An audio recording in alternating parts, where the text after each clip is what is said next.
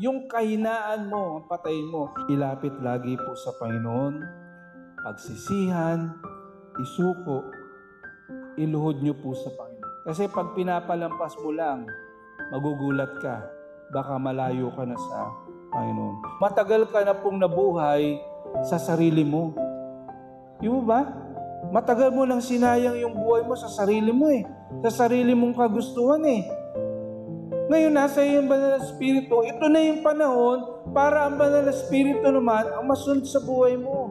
Yung Holy Spirit na binigay sa atin ngayon, yan na ang nagbibigay po sa atin ng kapangyarihan para sumunod sa kalooban ng Panginoon. Siya dapat po yung nangunguna sa buhay natin.